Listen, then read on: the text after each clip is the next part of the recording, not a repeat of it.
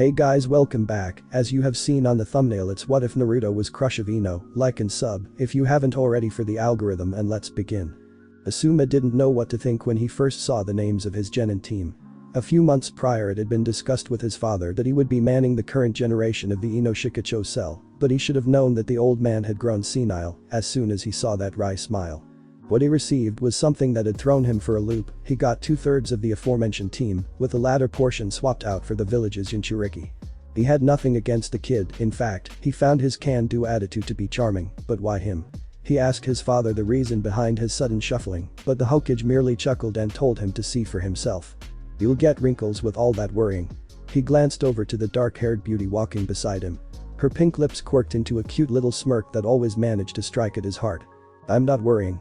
His hand reached for the pocket attached to his vest, but the disapproving frown forced him to retract it. That scowl on your face says otherwise. Kurenai always knew what was going on in that head of his. It didn't help that he was very expressive when he didn't have a cigarette hanging from his lips.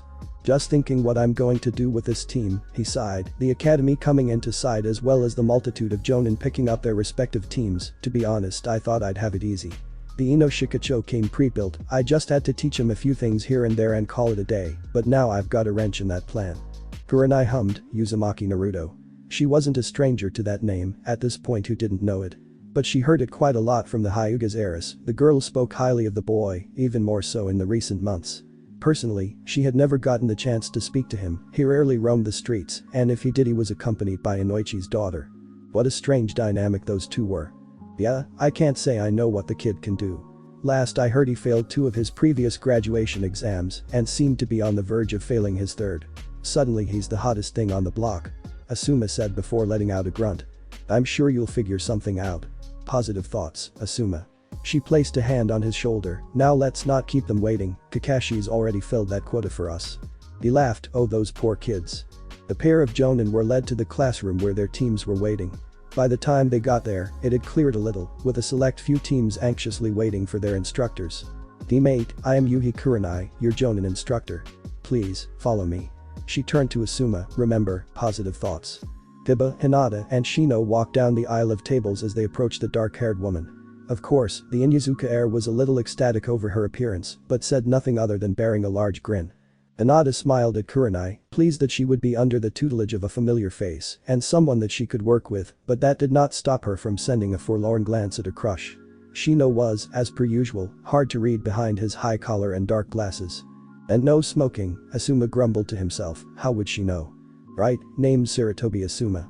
Team 10, you're with me. Naruto slid out from his side of the desk and stood in wait for Ino, who quickly did the same. Shikamaru dragged behind them, the Nara was barely awake as he followed. 𝐫𝐸𝐵 gave them a quick glance and there was truth to the whispers. Naruto held a certain air to him that he was lacking a while ago. Heck, the kid even got rid of that garish orange two-piece of his. Of course, he kept his signature color through the jacket he now wore on top of a dark-colored shirt. He didn't even know what to call it, a Haori. A Letterman jacket. It was some combination of the two, with navy and black decorations, the fur along the collar and hood, and the unmissable red spiral on his back. The black armband was attached to his bicep with the same Uzumaki spiral, and the last thing of note he wore were the smoke-tinted glasses hanging off the bridge of his nose. If he had to guess, Ino was responsible for the new look because apparently, they were buddies now. Women. He knew their touch when he saw it. Saving those thoughts for later, he turned and guided his team out of the academy. The weather was fairly pleasant, so he opted to take them to the park, more specifically the isolated spot right next to a sizable pond. Alright, take a seat. The 3 sat down, with Naruto and Ino taking the bench, while Shikamaru threw himself to the ground and propped himself up with his elbows. Just to be more official about this, I'll repeat, my name is Sarutobi 𝐫𝐸𝐵, and my current objective is to inform you that you have yet to become genin. What? Ino glared at the man and looked ready to pounce on him and rip his beard out. I knew it couldn't be that easy. Shikamaru groaned as he tilted his head back. Hey, that cloud kindle looks like a dog. Now calm down. The exam you took was there to weed out those who couldn't quite cut it. I will issue you with a true test to determine whether you actually deserve to call yourselves genin. He watched as their faces settled into looks of dissatisfaction, but they ultimately understood what he was telling them. The test will take place tomorrow morning, training ground 10. Be there 7 sharp, bring your A game, and make sure you've got everything you need. Better to over-prepare than to be under-prepared. The trio of unofficial genin nodded. Well, good then. I'll save all the team chatter and banter for when you're all official. For now, this meeting is dismissed. I'll see you, kids, tomorrow." Naruto and Ino waved at the man as he turned and left. After a good few minutes of silence, Ino finally sighed as she slumped in her seat. "This blows." "I can't help but agree." Shikamaru sat up and focused his gaze on the pond, "Thought I was done seeing tests for a while." Naruto ran a hand through his hair, "It probably won't be too bad." "You nearly gave me a fright." The fact that Naruto was with him nearly escaped him. It didn't help that the older boy was surprisingly quiet throughout the whole meeting. "Man, this is so weird." "Sorry." "No, he doesn't mean it in a bad way. It's just that the Ino Shikacho trio has been around for 15 generations.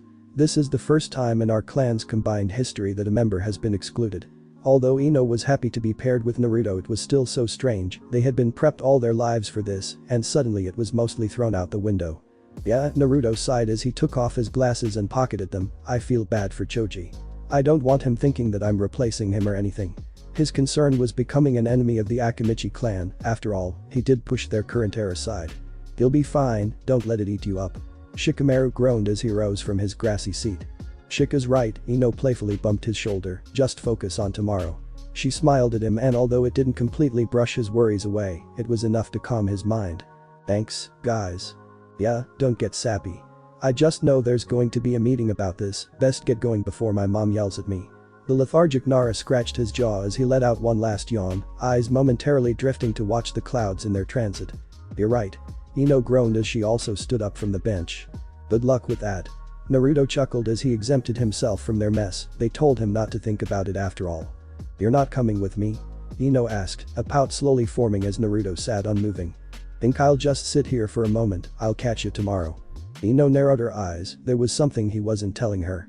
She could pry and push for an answer, but she knew that she couldn't be hounding him at every given moment. Even Naruto needed time to himself. Alright." She shoved his head back lightly, "Don't get into trouble." He rolled his eyes but smiled at her. "Sure, Mom. And I'll be home before the sun sets." She stuck her tongue out at him before turning to join Shikamaru, only to realize he had already begun walking away from them. "Boy." She jogged after him, shooting a wave over her shoulder at Naruto as she chased after the Nara, "Don't just leave me." His eyes lingered on Ino's retreating form, her scent still fresh in the air. "Like lilacs," he muttered as he fully sank into the bench and leaned his head back, resting it against the curving surface. He closed his eyes, and the inky void was soon swallowed by pyres of light, chakra-rich and vibrant. All around him flared like campfires. Ino's trail remained as the purple haze trailed from the bench and down the walkway, before connecting to its source. Definitely lilac. But as he dwelled on his shingen, he couldn't help but wonder what more there was to it. Uzumaki Mido was a reclusive woman from what he learned, so much so that it was hardly known who the 𝐫𝐸𝐴𝐴 Hokage married. From what he could gather from the Sandaime, Mido kept to herself and preferred being indoors, either practicing her fuinjutsu or archery. It would explain why even a book with Konoha's extensive history would have little to no information about her. The name Uzumaki Mido was known, but who the woman was isn't. Which seemed to be a common thing with the Uzumaki. His clan was not the most forthcoming with information. They went as far as living on an island surrounded by dangerous waters.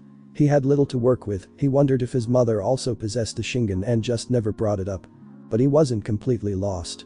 The shingen was quite a useful tool, and he was certain he could unlock its full potential if he just kept working at it. Sakura ran a wet hand down her face, emerald eyes staring back at her from her reflection in the mirror. By all means she should have been happy. Being on the same team as Sasuke was part of her goal. But hearing her name followed by the Uchiha's made her feel numb and somewhat empty. Now what, she had asked herself repeatedly. The last few months saw her put some effort into her repertoire, going beyond just reading books and rehashing what she read several dozen times. But still, it got her nothing from Sasuke. He was as cold as ever, and in the months leading up to graduation, she could not recall a single word sent her way. Whenever Sasuke decided to speak, it was always the same thing, either a proclamation of power or a challenge issued to the former dead last. Thinking about Naruto led her to bitterly recall the progress he and Ino made. Both were nothing of note at the beginning of the year. Ino was just a clan heir, but was just above average, and Naruto was a failure. But both decided out of the blue to be the best of friends, and suddenly they were the talk of the year. The blondes had something that Sakura didn't have. Her hand ran under the cold torrent of water as she splashed her face once more. Naruto's words echoed in her head. What if all this devotion was for nothing? It would mean that she discarded her friendships and growth in a callous gamble that won her nothing in the end. She wanted to know what to do next. And she hoped that Naruto would have an answer. She, like many others, had underestimated the older boy, thinking him to be a fool, and yet Naruto has proven himself to be the complete opposite. However, getting close to Naruto was a difficult feat. Ino was always by his side, and if she wasn't in the immediate area she was somewhere near ready to intervene at any moment. But the silver lining was that Naruto himself didn't have an issue with her. Well, she hoped that was the case. All she needed to do was talk to him some more. Sighing, she turned the faucet off and made her way out of the restroom. The academy halls were vacant with only the sound of teachers chatting amongst themselves in their quarters filling the silence. They were the last team left and their instructor was 2 hours late. As she opened the door to their old classroom she saw her other teammate sitting where she left them. Still not here, huh? Joji shrugged while Sasuke glared at the clock. This was going to be a long day. Ugh. The stench of liquor and cheap perfume invaded her nostrils as she entered her home. Remnants of clothes trailed the hallway, long discarded and cold. Her father's room was messy and empty, and she probably will not see him for a couple of days. Rolling her eyes as she slammed the door shut, she trekked back to the kitchen where crumbled bills sat on the countertop. Of course, just enough for the week. She snatched the money and shoved it into her pockets before leading herself into the small living room and dumping herself on the couch. Ami was drained. She thought she would be a fully fledged kunoichi by the end of the day, but some nonsense popped up and now she had to stress about the next day. What a bunch of bullshit. There was still a possibility that she could be sent back to the academy if her team failed tomorrow's test, and she hated that possibility. She had little faith in her teammates. Sure, they were her friends, but they were both talentless, just like herself. They all got through by the skin of their teeth and were now facing a tough challenge. She didn't want to go back to the academy. She didn't want to spend another year living with this man. It was a crying shame that she didn't end up on a team with someone useful. Maybe even Forehead could have served better. She sighed as her body was swallowed by the beaten and sunken couch. Her reflection was miserable as it stared back at her from the TV screen. Knock knock knock. She groaned. Who could that be? Someone that her father owed. Another hussy claiming him liable for her pregnancy. She peeled herself off the couch and dragged her feet. As she reached the door she contemplated just not answering, but she was compelled to open it, and as she did she hissed as the bright rays of the sun stung her eyes. Bad time? She recognized that voice, and as her vision focused, she realized that she also recognized that whiskered mug. Naruto. Hey Ami. He beamed at her. What are you doing here? How do you even know where I live? She was confused by his presence. You said you wanted to hang out. I dunno if the time is appropriate. Your friend told me where you live. I feel bad for forgetting her name. Ami's mind flashed back to the scene after the written exam. She didn't think he'd take her up on the offer. She cringed as she looked over her shoulder. The place was a mess, and she didn't want him to get the wrong idea. My place is a mess. I live in the Saigai district, he answered with a shrug, and besides, if a house isn't a little messy, is it really a home? He then gestured to the paper bag he had, and I've got snacks. I didn't know what you liked, so I got a bit of everything. Ami was still reluctant, but that stupid smile of his and his earnest efforts pushed her towards agreeing. She sighed and stepped aside, allowing him to walk into the dark abode. Those are my dad's. She answered an unspoken question as she shut the door. She didn't want him to think anything lying around was hers. Naruto stood in the hallway, and she couldn't help but harken back to her previous thought of him. He reminded her of an obedient dog, though that's not to say he didn't have a bite to him. She's seen him kick Sasuke's ass as if it was just another Tuesday for him, so she wasn't keen to test his limits.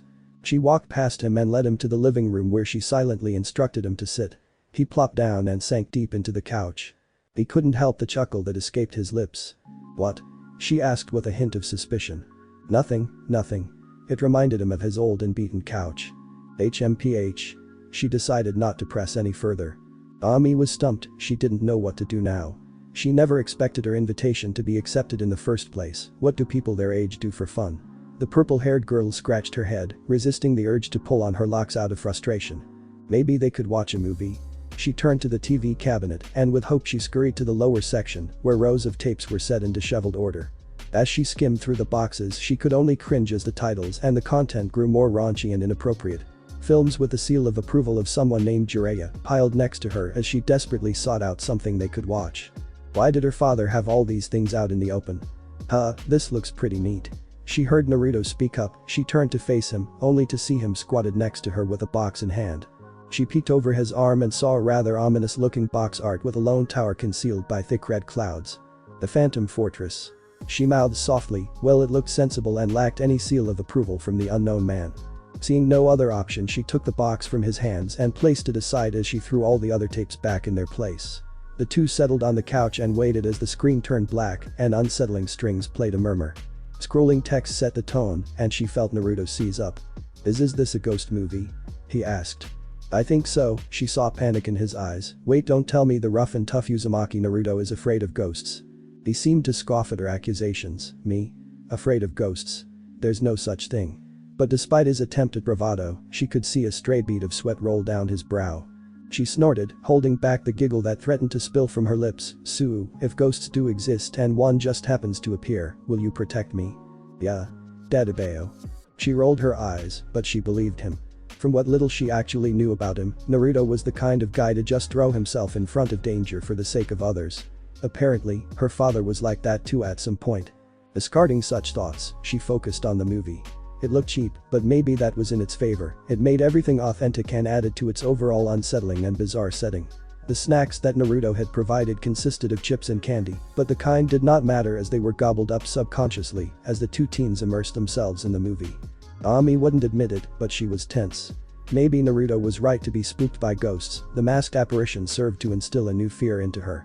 As the minutes counted down, she felt a sense of dread wash over her. There wouldn't be a happy ending, as their protagonists were dwindling in numbers, all falling prey to the haunted tower's sinister denizens. She bit on her lips, one hand tightly gripping at Naruto's jacket as her skin stung with that crisp and tingling feeling of goosebumps. He seemed to be faring better, but she could hear him suck in sharp breaths and gulp every now and then. But she didn't dare look at his face, her eyes glued on the screen as the final protagonist, bloodied and scarred, made her way to the final chamber. The music softened, but she could pick up on the subtle sting spiking at her heart. The protagonist was now faced with a masked woman dressed in the traditional Miko garments. The room filled with the tormented souls of her friends as they begged to be set free, their corpses far from resembling human forms in their mutilated states. The ending was confusing, maybe it was done so intentionally or maybe she was too dumb to understand it. Nonetheless, Ami was still frightened, and even as the muted red credits rose to the top of the screen, she found herself unable to move. "Hey Ami." "Ah." She leapt out of her seat, whipping her head around, only to see a sheepish Naruto sitting where she left him. "Don't do that." She felt the adrenaline rush subside and she sank back into her seat. "Sorry, you just looked out of it. You want to speak?" She huffed as she crossed her arms over her chest. "I wasn't scared." He shot back at her. She didn't believe him at all. But the movie was over, and despite the possible nightmare she was about to have for the upcoming week, she enjoyed herself. It distracted her from thinking about tomorrow's exam, and she just reminded herself. She groaned, "Do you have to take a stupid test as well tomorrow?" "Yeah," Naruto almost forgot about that, "but I'm confident my team will make it through." Ami was silent. Could she say the same about her team? Not really, there wasn't an ounce of confidence for her to speak of. "You're worried, huh?" He didn't need her to say anything, that look was far too familiar for him. "Do you have a goal in mind?" She didn't know whether to tell him, maybe he'd laugh or not understand, but this was Naruto, he'll probably say something sweet and equally dumb. "I want to move out of this dump," she admitted, "get my own place and my own freedom." He chuckled, "Well, we're kinda in the same boat. I want to get a new place." She was surprised, but after recalling him mentioning living in the Saigai, she understood him clearly. That place was probably where her father was right now, Konoha's infamous red light district. "I believe you'll pass, just let your goal drive you. Work with your team and you'll see, tomorrow's test will be a breeze." She wanted to believe in what he was saying. Was that all she needed to do? But as she thought about it, her progression in the academy was all thanks to her spite and desire to leave. The one thing that kept her fueled was the very same thing he was suggesting, she just had to keep running on those fumes and trust in her system. You're right, besides, how difficult could it be? She just had to get Fuki and Kasumi in line. "I can do this." "Atta girl," Naruto grinned at her, "and after that, if you need help training I'm more than happy to help." That made her feel funny, but Ami thought nothing of it. She eyed the boy curiously before dropping her head. "I'm such an ass for what I did to you." Sure, Naruto could remember the times Ami would gang up on him with her posse, but he wasn't one for grudges over such things. "Don't think about it too much. We did a lot of dumb things in the academy, it doesn't matter." She cringed, not expecting him to be so nonchalant about it, but she wasn't sure what she expected him to do or say. Why would he have been so open to her if he was bothered by her previous actions? "Still, I'm sorry." He laughed, "Apology accepted, you can make it up to me by being the best that you can be." She lingered on those words, pondering on their weight and meaning. "It's getting late, I need to prepare for tomorrow's test." She watched as he stood up and stretched, his body letting off pops as he groaned. On the outside Ami didn't emote much, but on the inside she was bashing herself, there was no way that she could be Yano. She stood up after him and led him to the door. As she opened it, she realized just how late it had gotten, as the sun was nearly absent as it dipped below the horizon. Just how long was that movie? So she sucked at this. Ami didn't see it coming, nor did she ever anticipate it. She was never one to fuss about boys or obsess over the whole romance thing, she never had a reason to, but feeling the warmth of Naruto's body against hers, as he casually slung his arm over her shoulder, only one word crossed her mind. Nice. It felt surprisingly good. Sorry, it's a habit. He pulled away, and she was close to reeling him back. He grinned at her, that stupid idiotic smile of his. It's fine, she managed to blurt out. I'll catch you around, and I'll be rooting for you. He turned and began his trek home. And oh, she perked up as she turned to look over his shoulder, make sure to check for ghosts before you sleep. He laughed and soon he was gone, leaving her at the door. Did she really just enjoy the company of Uzumaki Naruto? Groaning, she turned back and entered the house, slamming the door behind her. She was once more surrounded by the darkness with a faint glow of the TV, illuminating parts of the living room and the hallway behind it. She heard something fall, and immediately she scurried for the nearest light switch. An anxious Ino walked the path toward their designated training ground. It was still early in the morning, a whole 2 hours before the test was slated to begin, but she couldn't bear to be home at the moment. She spent the night tossing and turning, far too nervous to get a good night's rest.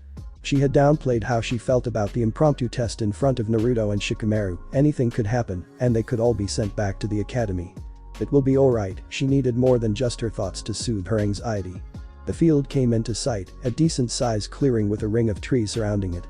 A small stream passed through the middle of the training ground with a makeshift bridge made of logs.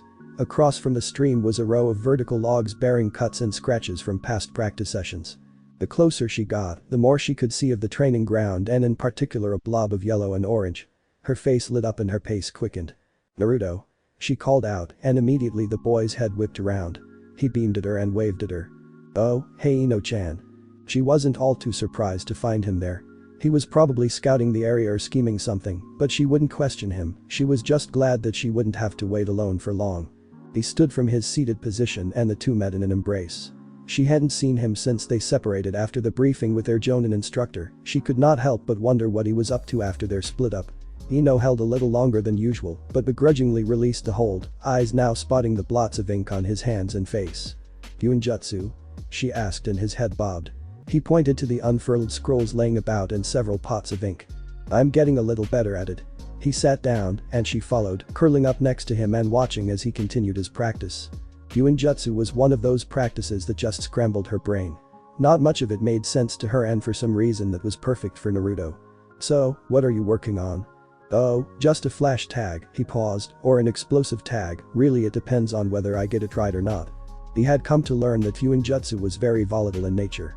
The slightest mistake could turn a simple formula into a fire hazard. He has had many close encounters in the past few months, and has now opted to practice in open clearings until he became better at it. Ino's lips pursed together, maybe she shouldn't be so close to him while he's working on these kinds of things. "So," she began, eyes roaming the field they were in. "Nervous?" "Not really, unless you're nervous." "Why?" "You're usually not the nervous type, but when you are it's weird, you know." That kind of made sense, but she wasn't entirely convinced. He had nerves of steel, and he was probably only saying that to make her feel better. "Great, you two are already here." They heard the unenthusiastic drawl of Shikamaru's voice from behind them. The two blondes turned to face their lethargic teammate as he shuffled over to them with half-open eyes and a small frown on his lips. "Hey Shika," he nodded in response to Naruto's greeting, but his scowl deepened upon seeing Ino's haughty expression. "What?" he asked just as he finally breached the space between them. She hummed, "Nothing, you're just really early. I expected you to get here at the last possible moment." He groaned at the response, his morning wasn't going the way he wanted it to. She was right, ideally, he would have opted to maximize how much sleep he got, meaning he would have aimed to arrive with just a few minutes spare. However, his mother quickly foiled his plans. His second plan was to sleep at the training ground, but seeing as how his teammates beat him to the punch. "I like being early," he finally replied, and she stuck her tongue out at him. Well, at least she wasn't yelling at him. As the Nara took a seat a few feet away from his blonde teammates, he found his eyes drawn toward the pots and scrolls in front of him. Shikamaru didn't know a lot about Naruto, even with months of observation, he still could not quite crack the puzzle that was the Uzumaki, but he wasn't trying too hard to do so in the first place. He could have just asked Ino a few questions and called it a day, but where was the fun in that? "I didn't know you were into Fuinjutsu." "Huh?" Oh, I just started learning it a couple of months ago. It's kind of hard, but I like the challenge. He was apparently progressing at an astonishing pace according to his mentor, which made Naruto feel a whole lot better about the many times he nearly blew himself up. That was an interesting tad bit of information for Shikamaru, but it was equally as terrifying. A powerhouse like Naruto was already a menace on his own, add Fuinjutsu on top of that. He shuddered at the thought and decided not to dwell on it any longer. "And you?" He turned to Ino, who perked up. "Anything new?" The Yamanaka hummed, "Well, I've just been working on my taijutsu, or else he won't let me hear the end of it." "Love you too, Ino-chan. Zip it and work on your sorcery, Uzumaki." She glared at him, but it was enough to keep him quiet, albeit with a few stray snickers. "But how about you, Shika? Got any new tricks up your sleeves?" He shrugged. "Nope." "Really? Hey, I'm a simple guy, and I like simple things." Of course, he was working on clan techniques, but he wasn't looking to expand beyond that. However, seeing both Ino and Naruto venture past what he knew of them made him feel strange. Not much was expected from the Yamanaka other than their mind techniques and their expertise on flora, but here was Ino adding more to her repertoire. Granted, there was some outside influence in the form of Naruto. Speaking of the other blonde, he could say the same thing about him. It was easy to view Naruto as a brute, but he was currently witnessing him dabble in one of the most difficult shinobi practices.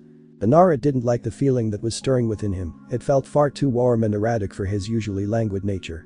Forget it, he told himself with a subtle shake of his head. He had to worry about one thing at a time, and right now he needed to focus on the upcoming test. "Anything on Asuma-sensei?" he asked once again, returning his attention to his teammates. The two looked up at him. Ino shook her head, but Naruto appeared to have something to share. The whiskered teen cupped his chin and scrunched up his brows before speaking. "Right, son of the Sandaime Hokage, and a former member of the 12 Guardian Ninja, 27 years old, possibly dating Yuhi Kurenai." Ino perked at the last tad bit of information. "Tell me more, I need to know."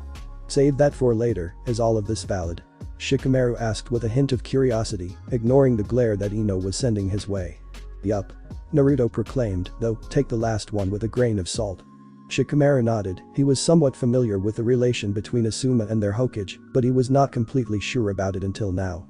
But the information in its entirety was not all too useful at the moment. He was hoping for something combat related. However, the bit about his tenure in the 12 Guardians was interesting. He didn't know much about the group, and they weren't exactly a prominent subject during the academy or in just day-to-day life. "Are you two ready?" "As ready as can be." He expected nothing less from Naruto. "Well, it depends on what Asuma-sensei has prepared for us." And of course, Ino skirted around his question, but she did have a point. They were in the dark regarding this test. They could be stressing over nothing or be woefully unprepared. "Right," he leaned his head back and watched as the clouds drifted further apart. "Might as well wait and see." 2 hours later. Asuma was right on time, not a minute too soon nor late. His team was gathered and ready, although he was being generous with the latter. Shikamaru was sprawled out on the ground, either sleeping or in deep thought. His two blondes were huddled together, chattering and snickering. He couldn't say he was entirely impressed, but he would have his actual answer by the end of the day. "Good, you're all here on time." He announced his presence, and all three turned to face him. Even Shikamaru cracked an eye open. 2 hours early, to be precise. Shikamaru pointed out, the other two nodding in unison. "I hope you use those 2 hours accordingly then." He had their full attention by now as they approached him and stood side by side. "Now, I was going to give you 3 Konoha's traditional test." As he said that, Asuma pulled out a thread with 2 bells attached to either end, "but that would be boring, and seeing as this isn't a traditional team, we might as well spice things up." All 3 genin looked at him with a bit of suspicion. "Relax, I'm no Hada Kakashi." The man gave no further explanation before reaching into his pockets once more and pulling out a pack of cigarettes. "This is a pack of 20 of Hai no Kuni's finest cigarettes." Finest in quotations. Asuma's lips fell slightly at Ino's comment. "As I was saying, the test is simple. If you manage to grab this box from me before I finish all 20 cigarettes, you pass, but if I finish it before that, well, then it's back to the academy." That seems rather strict. The average cigarette burns for about 5 minutes, and that's a pack of 20. That gives us less than 2 hours, and that's not factoring erratic movement and any environmental influences. Shikamaru was only going off of what he's observed, but still, he couldn't be too far off. "Normally you'd be correct, but I'm not that cruel." Before Little Miss Sunshine interrupted me earlier, I was going to say that these cigarettes are known for their trait of burning longer, 10 minutes per stick.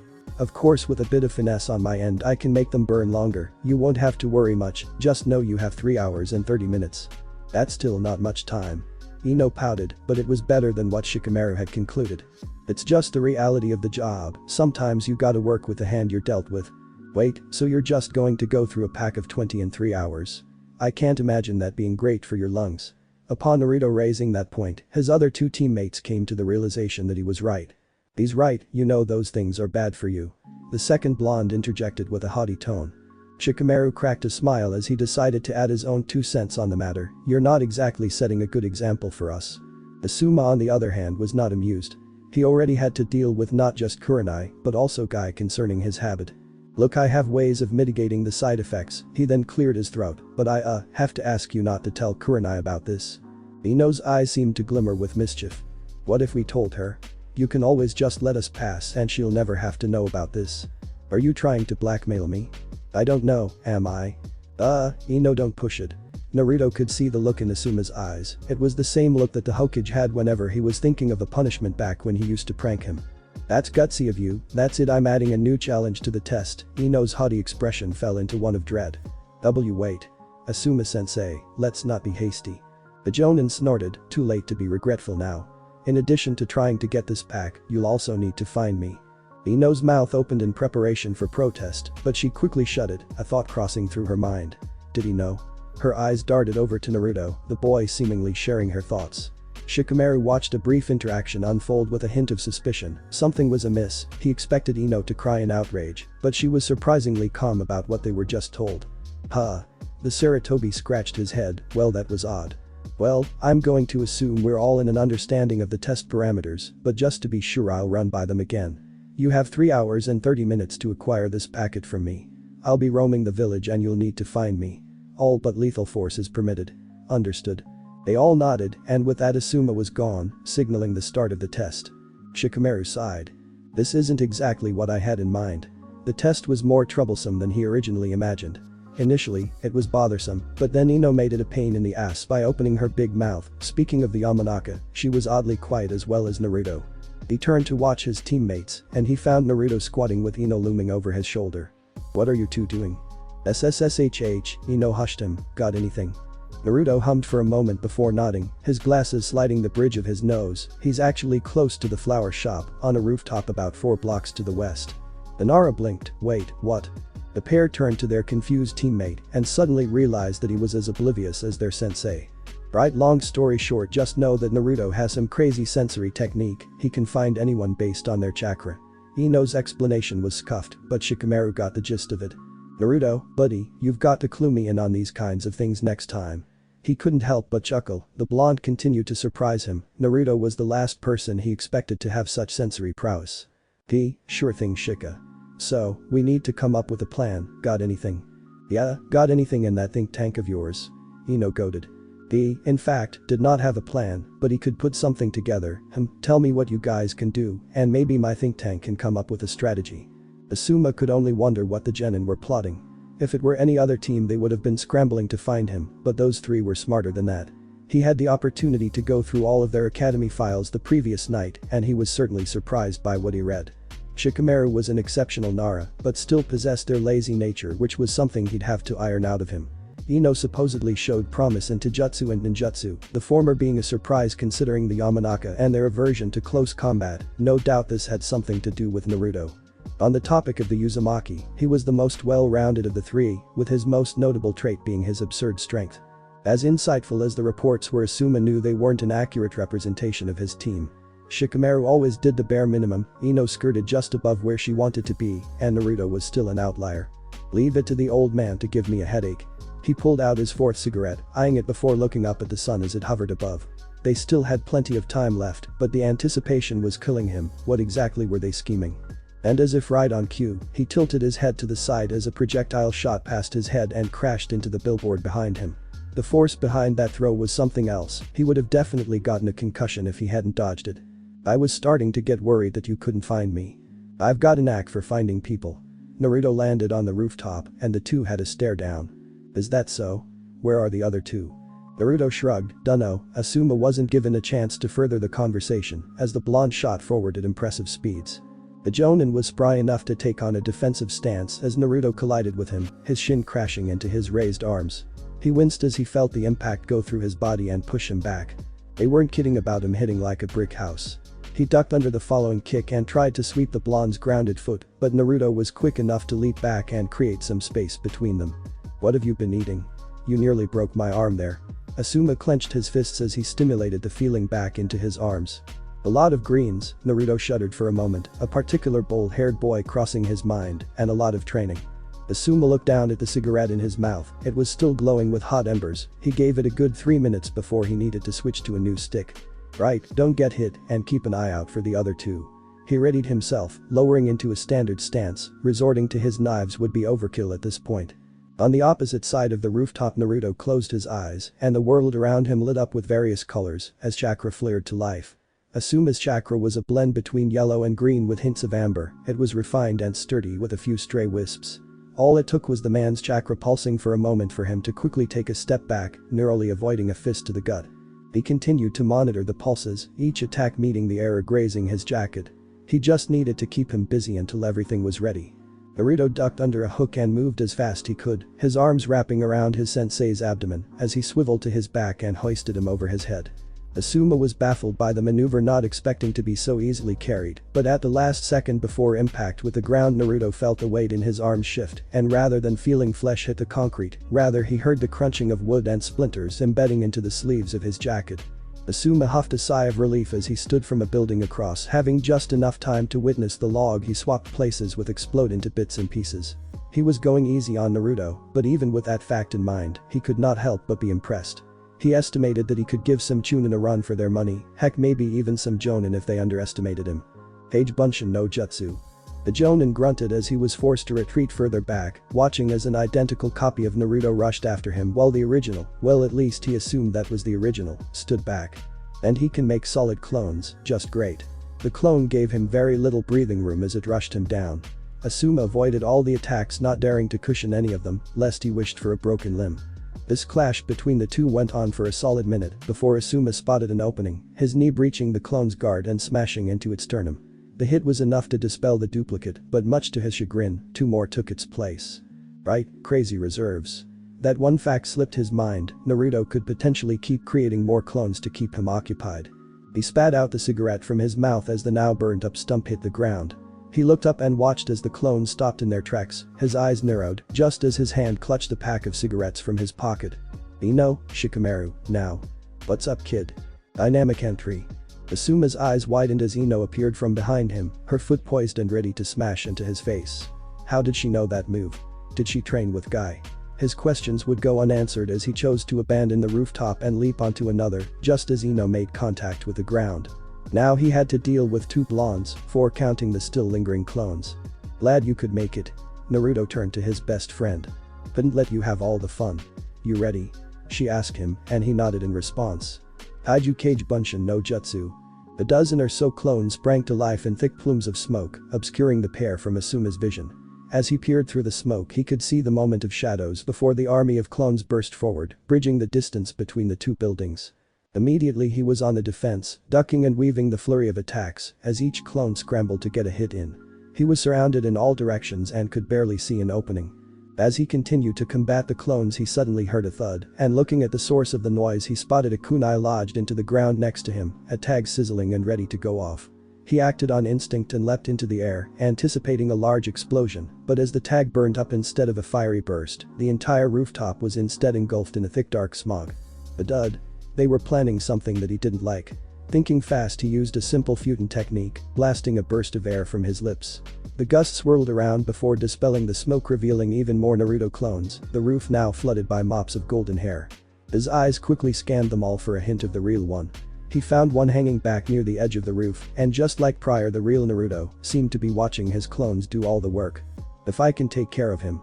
Just as he landed, 𝐫𝐸𝐴 shot forward, blitzing through the clones and staving off any that tried to stop him. Once he reached his objective, he made an attempt to grab Naruto, and it worked. That was too easy. And just as he thought, a puff of smoke engulfed the Naruto he held, and when it cleared, instead of a whiskered blonde in his hand, it was a purple-clad smug Yamanaka. "Bleh." She stuck her tongue out at him and presented a tag that she slapped onto his vest before pushing herself away from him. In a panicked state, 𝐫𝐸𝐴 clawed at the tag as it began to emit a bright white light. "What is this?" "An Uzumaki speciality." The rooftop was swallowed by light, and 𝐸𝐸𝐴 could only cry out as his vision was consumed by the flash. Hajime no Jutsu. The Jonin soon felt his body stiffen, followed by his arm moving involuntarily. "We'll be taking that." He felt the cigarette pack leave his person, and just like that the test was over, and his vision gradually returned, and so did control over his body. Once his vision fully recovered, he saw his team fully assembled, the two golden-haired teens examining the box of cigarettes, both donning expressions of varying disgust. The last of the trio just watched the sky as per usual of the Nara. He took this chance to go over what happened. It was a simple tactic, but it worked. No doubt they were communicating through Ino's clan technique to organize their little trap. Naruto was the distraction, with Ino being thrown into the mix earlier to throw him off. Naruto purposefully kept himself back to create a false pattern that he fell for, and Ino must have transformed during the cover of that dud explosion. All of this led to Shikamaru trapping him. Though I can't say I've seen tags like those before. But that was a thought for later. "I can't believe you enjoy smoking these things, sensei," Ino said with a belch in the back of her throat, the pungent smell of the cigarettes putting her off. "You'll soon discover that shinobi find comfort in the strangest things, Ino." He chuckled before clapping his hands, fully gathering their attention. "I can't deny that you got me there, a well-played tactic, and with more than an hour to spare. You showed a good bit of planning, teamwork, and shinobi tactics, all the things that will serve you three well in your careers. However, there's still a lot to work on, and that's where I come in." He watched as their faces lit up with interest and intrigue. "I'm proud to say, you're all officially genin, and that Team 10 is active starting next week." Ino was the first to let out a shriek of excitement as she quickly pulled the other two in, her arms hooking around their shoulders. Naruto wasn't all too bothered as he relished in his friend's excitement, while Shikamaru was a little less enthusiastic, but amused nonetheless. It was still a strange sight to see this new variation of the Ino Shikacho formation. He couldn't even call it that now. What would be a good name? Yet another thought he'd dwell on later. "I need to go submit my results to the 𝐫𝐞𝐽. We'll meet again on Monday, same time, same place. Enjoy your days off, but I'd also like you to compile a list of your strengths and weaknesses and what you'd like to learn, and we'll work on that at our next meeting." With that being said, this session is dismissed. Team 10 watched as their sensei left once more, the team oblivious to the commotion below, as the residents of the village wondered what was happening on the rooftops. "So we're official genin now, this feels weird." Naruto broke the silence, his hand subconsciously pressing against the metal plate of his protector, fingers grazing over the etched insignia. "Yeah, I guess it's no more fun and games, huh?" Ino's lips twitched. She'll miss the academy, but this was the next step of their collective journey. Shikamaru sighed. "What a drag, you guys are going to pester me about this whole training thing, aren't you?" He received an eye roll from Ino and a snort from Naruto, and he took those as a unanimous yes. "Troublesome, but I'm glad we're a team." He couldn't push down the smile that crept on his face. "Likewise Shika, we're going to kick so much ass." The glee shared between Naruto and Ino was almost enough to invigorate him, almost. "So you guys wanna hang for a while? I'm kinda starving here." And as if on cue, the Uzumaki's stomach grumbled, followed by Ino's, whose face turned flush in embarrassment. Shikamaru looked down at his abdomen. He was a little hungry. "Might as well, there's still a couple of stuff I want to ask you." "No Shika, get your own Uzumaki, this one's mine." Ino pulled Naruto in, sticking her tongue out at the Nara, while remaining unaware of Naruto's crimson face. "Real funny, now let's get going." Sakura's day could have gone better. The test was an absolute nightmare, and they only passed due to sheer dumb luck.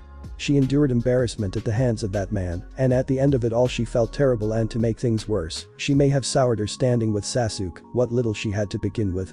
She was a mess, and as she walked down the bustling street she hoped she wouldn't bump into anyone she knew. She already had a close encounter a few blocks away, but she managed to swerve around the ecstatic Ami and her friends. "Oh, hey Sakura." She cringed hearing the familiar voice call out to her. She looked over her shoulder and saw Ino and her team, Naruto being the source of her name. The three spoke amongst themselves for a moment before parting ways, with Shikamaru heading in his own direction, while the other two approached her. "Hey, guys." She tried her best not to sound defeated, but even putting up a smile felt draining. "You don't look so good, forehead."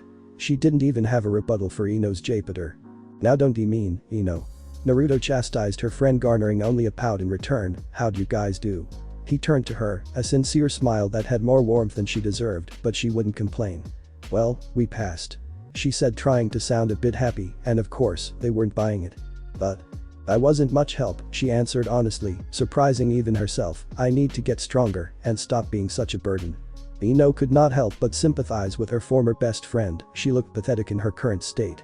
Sakura had a lot stacked against her, being paired with 2 clan kids while having a civilian background, granted her parents were former shinobi, must have been taxing. I can help you train whenever we're free. Suddenly that sympathy seemed to fizzle away. Ino wanted to scream in defiance, but taking note of her surroundings and the atmosphere of the conversation, she bit her words back and only watched. For Sakura on the other hand, those words seemed to bring a certain glow to her, a spark of life and hope. Really? Sure.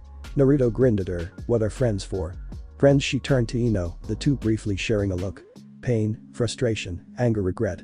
I'd appreciate that, Naruto, thank you. Don't mention it, I'll let you know when I'm free.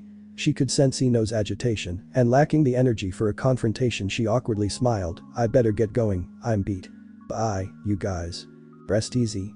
Both blondes watched as Sakura disappeared into the crowd of villagers. I'm starting to question if I'm the only girl, Uzumaki.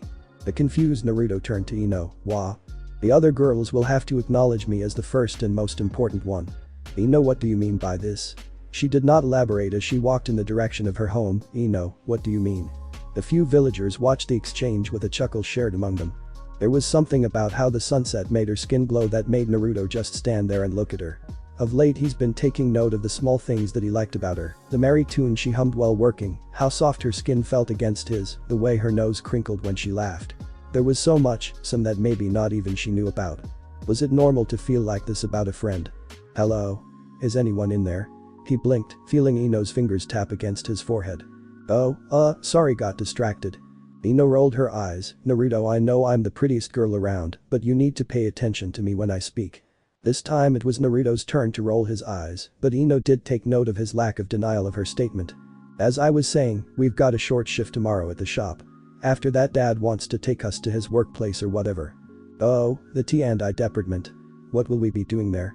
She shrugged. I don't know, but he's been trying to get me to take after him, and I'm guessing he still wants you to also join. Right, the man was still hellbent on utilizing his Sharingan for his job. Good work, by the way, with earlier that is. She said whilst tucking a few strands of hair behind her ear. Couldn't do it without ya, future wife. Despite scoffing, Ino could not hide the creeping blush at the remark. It had become a running gag between them ever since they first joked about it several months ago. You dork, Ino's brow arched as she heard movement behind her, a loud thud emanating from the kitchen. Not again. Returning her attention to Naruto, she beckoned for him to come closer, and when the two met, their bodies embraced. Ino yearned for more each time they held one another. What it is that she desired was still questionable, and floating in her mind, she just knew it revolved around him. It was strange. See you tomorrow. She heard him speak in a low voice, tender and only for her to hear. Yeah, she smiled, tomorrow. The hug persisted for a few more seconds before they parted, both smiling before Naruto turned to leave. Ino watched him disappear down the road until she could only see the glow of his hair as the sunset's light passed through it. Future wife, what a dork. The Yamanaka heiress finally walked into her home, finding her parents in the kitchen, obviously attempting to look busy.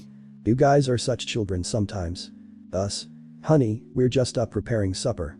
Her dad was a terrible liar when it came to her, and it didn't help his case that he was holding an empty cup. Right, there sure is a lot of cooking happening here. Her mother laughed, no longer capable of keeping up the ruse. Humor your father, Ino-chan, he just wants Naruto to continue the Yamanaka legacy. Ino's scowl depended just as her face turned to match the red skies above. Mom. Dad. Ahem, so how was the test? Her father asked, trying to shift the subject. We passed, now if you'll excuse me, I need a shower. Ino marched off, leaving her parents in silence. I say give it 4 months. 𝐫𝐞𝐬𝐴 her husband, 4 months. I say about 2, 3 if we're pushing it. That soon. Inoichi hummed as he cupped his chin. How long did it take for us to start dating again? 𝐫𝐞 frowned. I mean wow, it sure is getting hot in here, but not as hot as you. That did not ease the situation. Naruto made it to his apartment without a hitch, a smile failing to leave his face as he quickly scaled the staircase.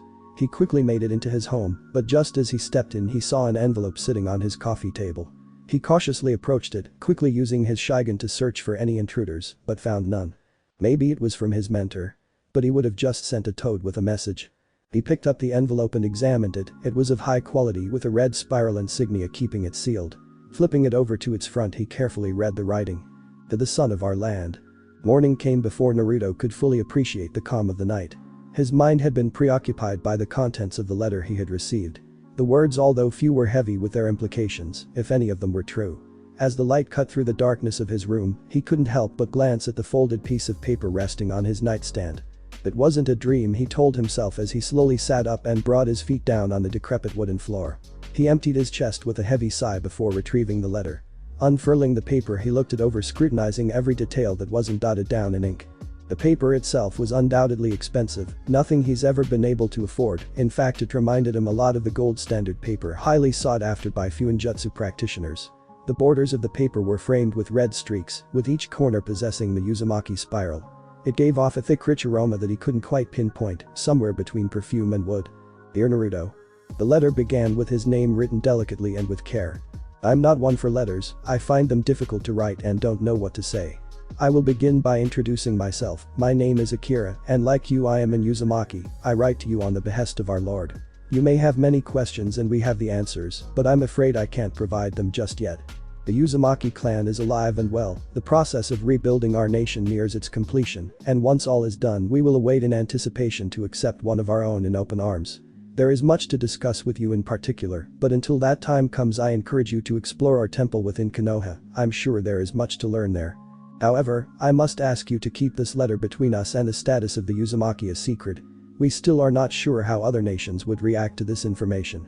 Until we meet in person. Uzumaki Akira. He wanted to think that it was an elaborate prank, but the more he read the letter and the more he thought about it, the more real it seemed.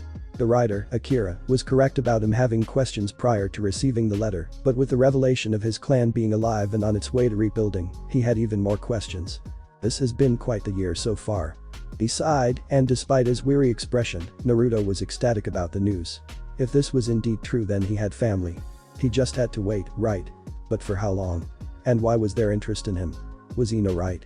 He felt the blood drain from his face at the thought, but he quickly dissuaded himself from entertaining such a theory. All he could do was patiently wait and the temple. His brows came together as he dwelled on the mention of the temple. He doesn't recall any Uzumaki temple in Konoha. He knew the village like the back of his hand, and still nothing rang a bell in his head. Unless. Why are Anbu here? Naruto, are we even allowed to be here?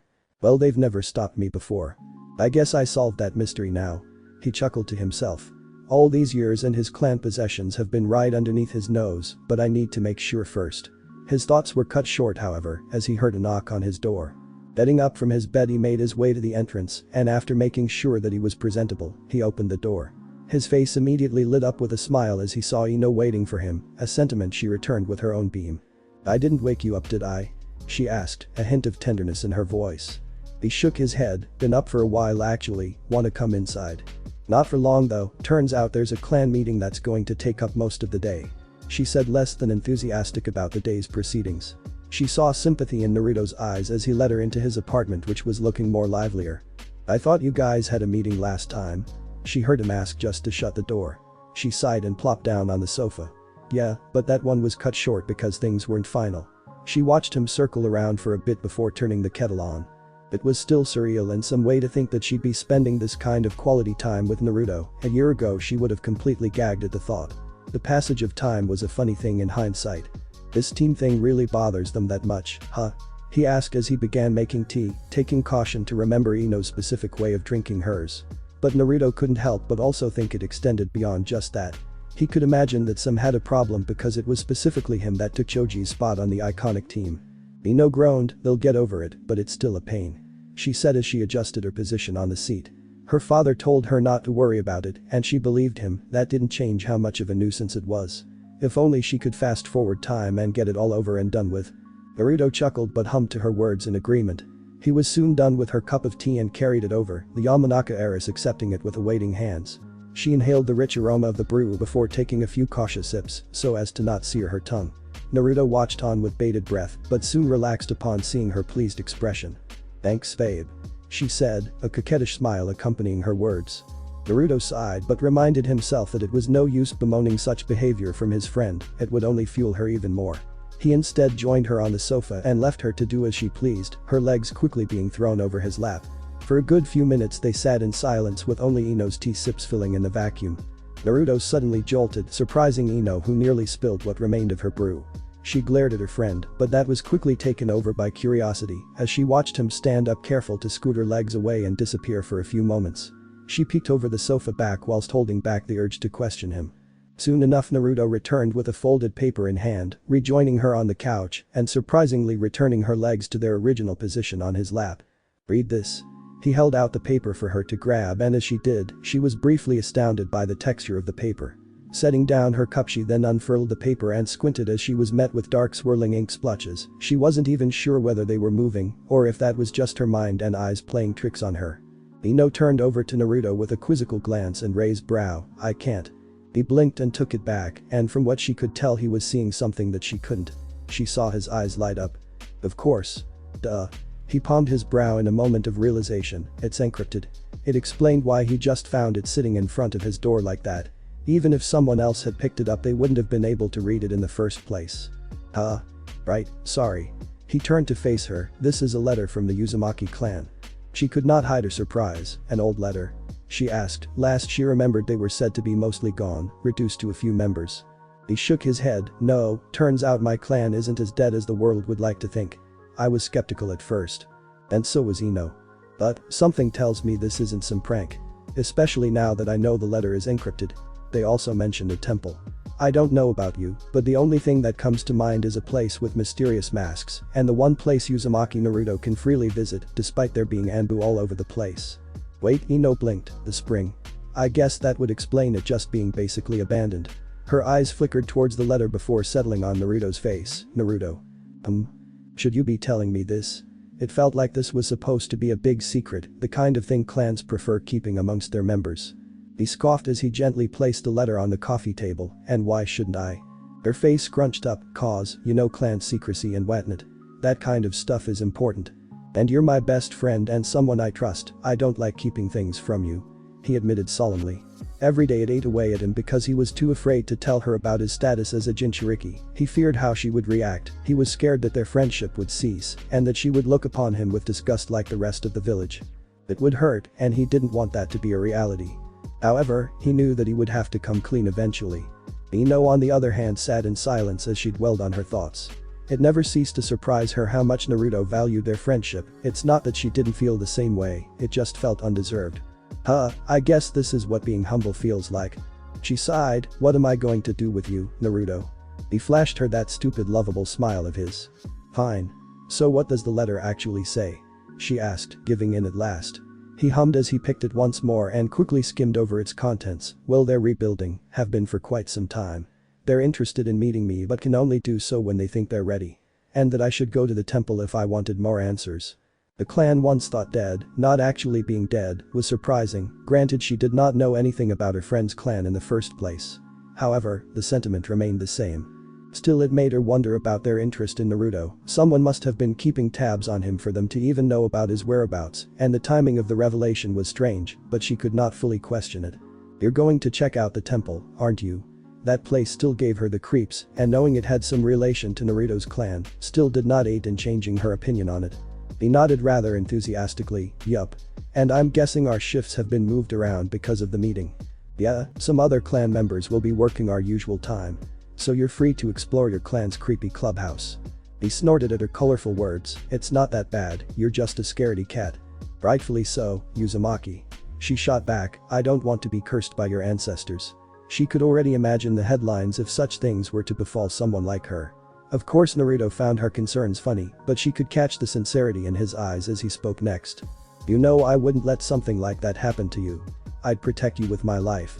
He said it so casually that she found it somewhat concerning that he would just be so open to throwing away his life for her sake, but she did not want to think about that. Sighing and just accepting that Naruto will do Naruto things, she relented. "Fine, guess I'll find you there after the meeting." "Really?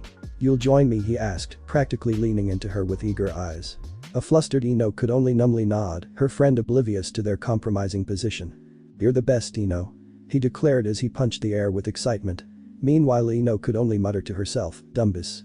Having gone their separate ways with Ino back home and Naruto taking the path towards the shrine, the whiskered boy could not help but let his mind wander.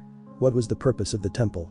He could ask the Sandaime, but that would make the man suspicious and maybe make things annoying for his clan. As far as he knew, the Uzumaki population in Konoha only consisted of 3 members: Mito, his mother, then him. He was aware of the alliance between the village and the clan. Was the temple some sort of gift to his clan or vice versa? "Wish I could ask Akira about this." But unfortunately they didn't leave behind a return address, so he just had to wait. Maybe the temple itself will have the answer. A couple of minutes of walking and Naruto found himself standing before the dilapidated building. I should get some material and get this place fixed. It was in need of urgent repairs and a makeover, especially now that he knew its significance. Well, here goes nothing. He ducked underneath the slanted entrance and covered his mouth and nose as he cleared away the dust and cobwebs in his way. As soon as he could see through the veil of floating particles, he was met with a rack housing the many rows of NM men. He could understand why Ino found the place unsettling, but he was not dissuaded, but he was confused. What was he supposed to be looking for? Other than the masks there was nothing else in the temple, just vacant walls and pillars. He continued to look around, hoping to find some sort of scroll or writing that would point him in the right direction.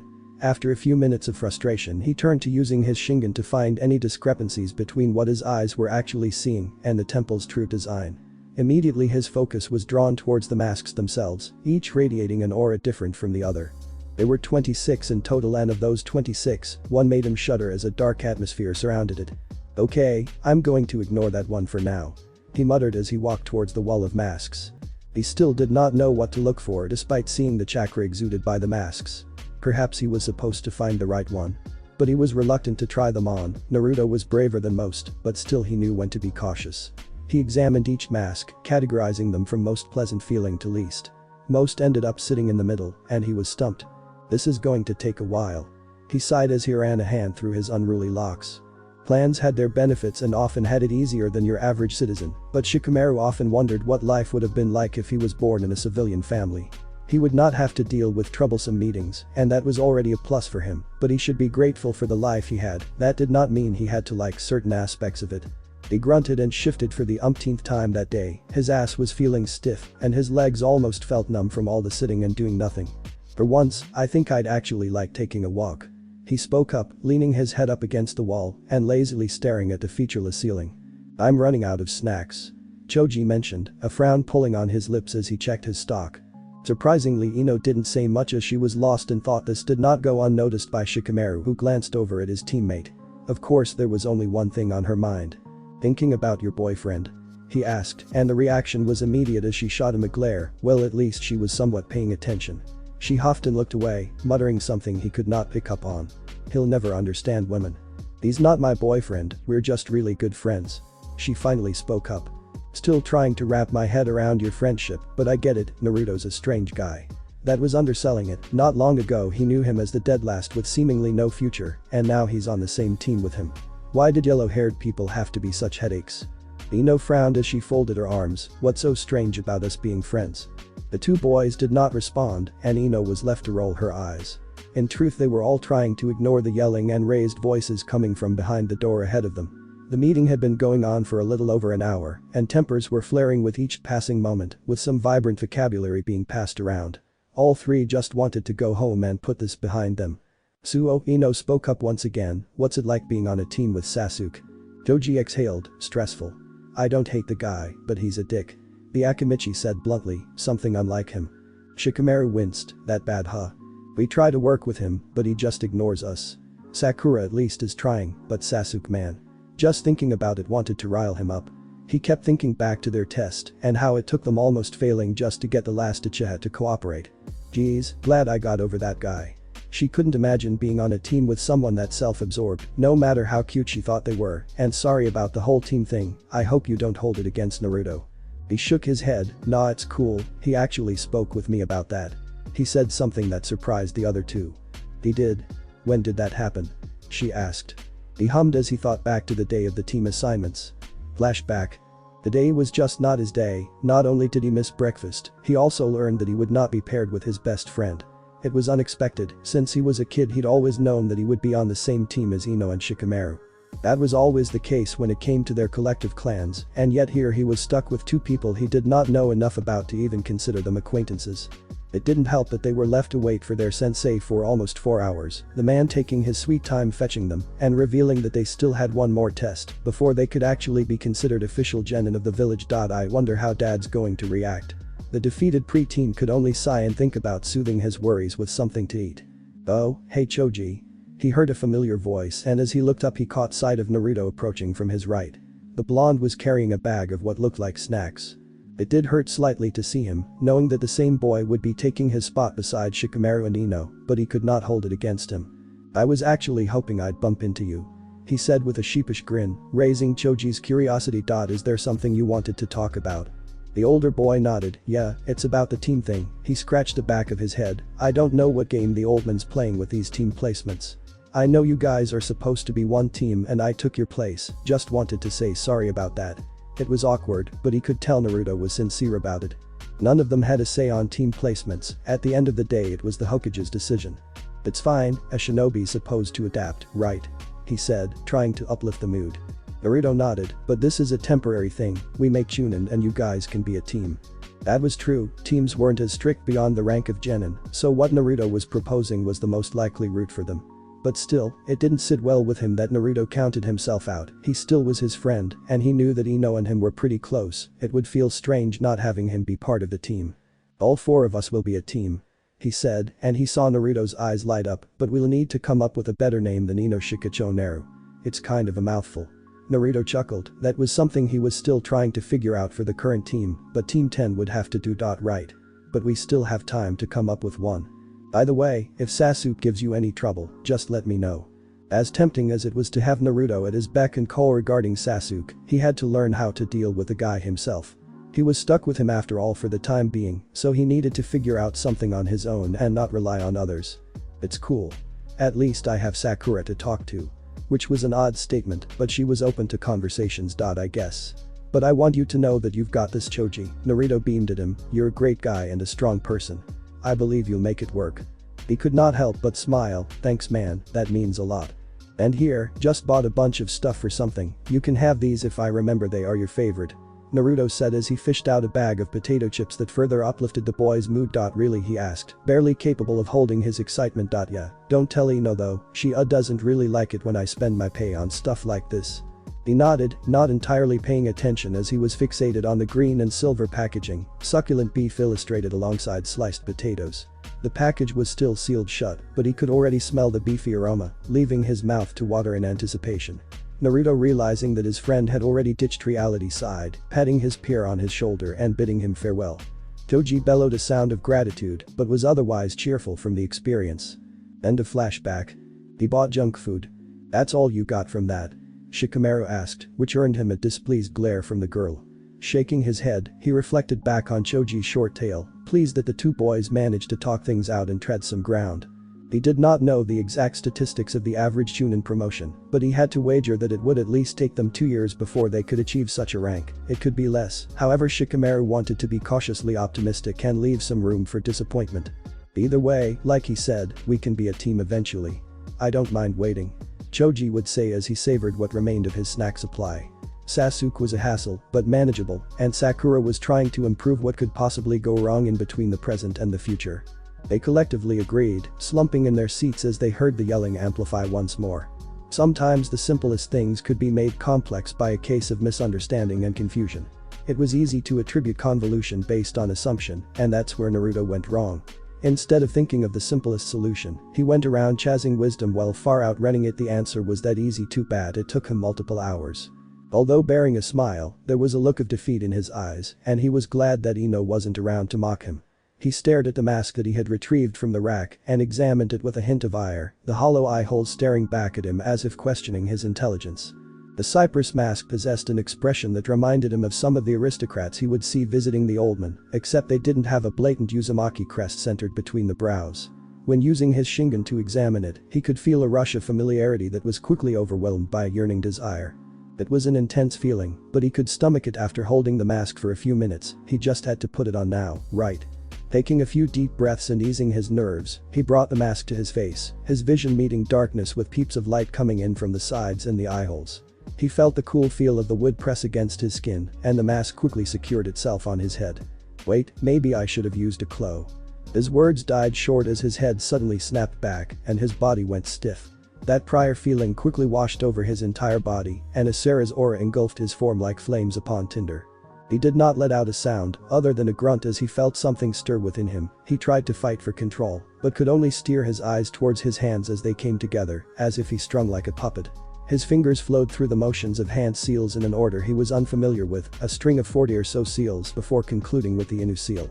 However, it wasn't entirely over as he felt his body crouch and his hand slam into the floor, an array of ink spreading out from the center and climbing along the walls and pillars. The entire interior was soon swallowed by a bright light which quickly dissipated, revealing an opening just below the wall of masks. The possession came to an end, and the mask fell from his face, the blonde quick to catch it before it could hit the ground. His body felt strange for a moment, but the feeling subsided and he felt normal afterwards. Naruto didn't know what happened, and he wasn't entirely sure he wanted to. He just wanted to move on from that experience. I guess, down I go. He peered down the dimly lit opening and saw a flight of stairs leading into a tunnel. He took a careful first step to test the integrity of the structure before jogging down and facing the passage. It was bare and served its purpose, leading him to a circular chamber with holes dug into the walls, each hole containing a bundle of scrolls. There wasn't much to the chamber other than the tapestry hanging parallel from the mouth of the tunnel and a basic desk with stationery. It looked like it was someone's study from the arrangement. He walked around examining the chamber until he found himself standing by the desk. It clearly wasn't used in quite some time.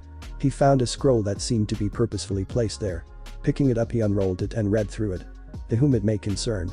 I believe you to be an Uzumaki, or a very bold individual. Here you stand before my study and personal collection of my clan's history and techniques. Treat it with respect and you may indulge in the knowledge it provides. Uzumaki Mito. To say he was surprised was a bit of an understatement. No wonder Mito remained relatively unknown, she most likely spent all her time here. Well, that answered a few things.